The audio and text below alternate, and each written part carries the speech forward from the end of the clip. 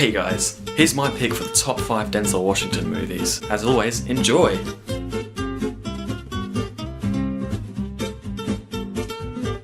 Shut up! Hello? You're right.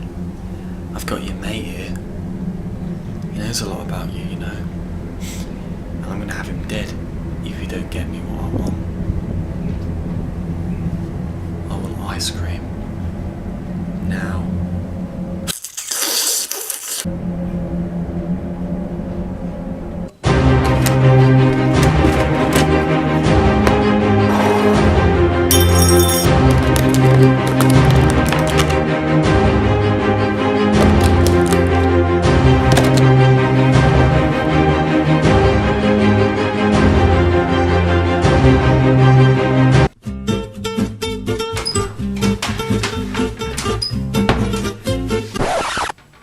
I tricked you.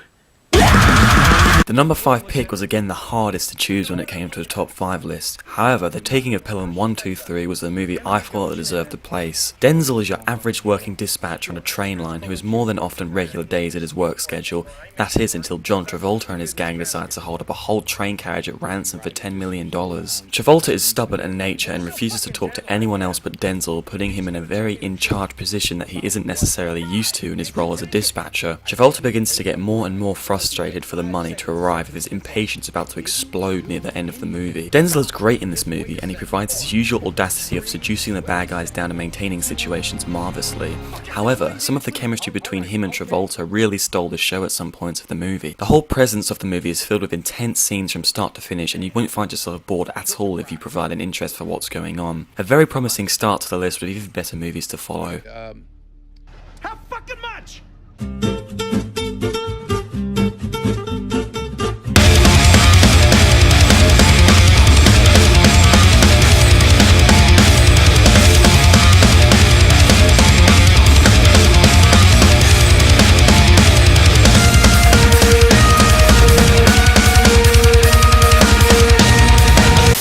The Book of Eli, the movie set in the destroyed wasteland ruins of what an expected future may look like as humans become more and more greedy and ever so powerful, inevitably ending a stable civilization. Denzel plays the role of Eli, a lone man who travels the wasteland ruins to protect a sacred book that holds the secrets of saving mankind. Through his journey, we see him slay down hordes of wasteland bandits and the crazies living amongst the ruckus. Denzel meets various characters throughout his journey that we grow to like and feel for as we see their relationships unfold on screen, and of course the bad guys particularly. Gary Oldman, who again perfects his role as the main antagonist. The starting sequence made the film feel very lonely, and I found that to be a fact I really enjoyed while watching. It sets the tone perfectly for a desolated world, which as the movie progresses, we see more of what has become of this collapsed American civilization.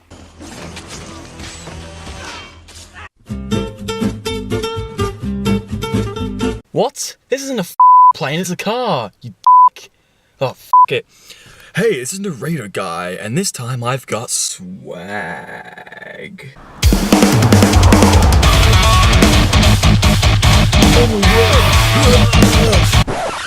What makes a movie about a plane that crash landed leaving no one harmed even though it was flying upside down more badass? Starring Denzel Washington, of course. Denzel is a pilot and sure enough he's good at his job. I mean, come on, he just saved everyone on board a plane while it was flying upside down for f***'s sake. However, he has his flaws. He's a raging alcoholic and does a bit of cocaine every now and then. This becomes a problem when they find out that Denzel was actually over the alcohol limit when he was piloting the plane, and of course, cocaine traces were also found too. From here on, we follow Denzel's road to recovery and the court proceedings that follow, investigating Denzel's intoxication on the flight, possibly putting all the lives of the people on board in danger. Superb dramatic tension and one of Denzel's best movies. Flight is number 3 on my list.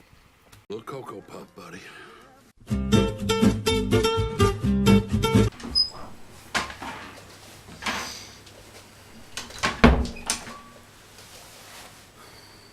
Who are you, mate? What are you doing here? I recommend you f*** off. Yeah, you should probably listen to it. Well, I hope you guys enjoyed the drinks.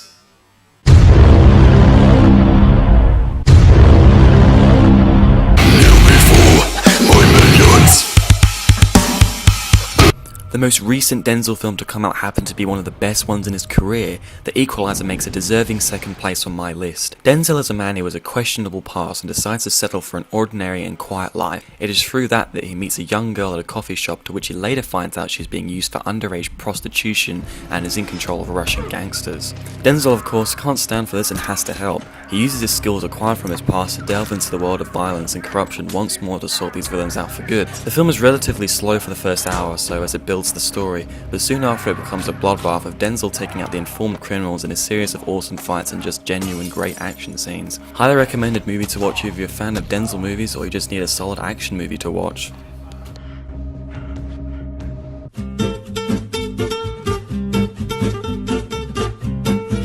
Okay, I'm coming now.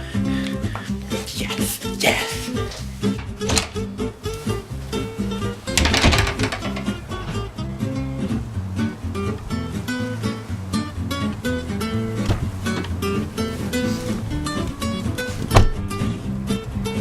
Alright, welcome to Police Training 101, man. If you could just put your phone down there for me, thanks. Okay. Alright, so before we do anything, this is what I want you to do. It sounds real stupid, but just do it for me, yeah? Just sit back and relax and just sleep for a bit, okay? Just sleep, because I'm going to be showing you something that's vital in a police situation. Yep, sure.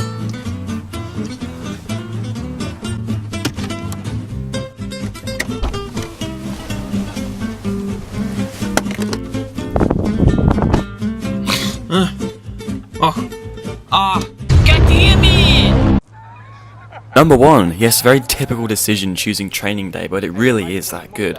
Denzel plays the role of a corrupt cop who is training a young recruit for 24 hours to show him the ways of the streets and what he needs to know to become a cop. It's Ethan Hawke, by the way, guys. Ethan realizes that he isn't too fond of Denzel and his ways and finds himself rebelling and caught up in a huge mess that he really shouldn't be involved in. I can't really say too much without spoiling the movie, but what I can say is that Denzel's performance of this corrupt police officer is astonishing and works wonders on screen.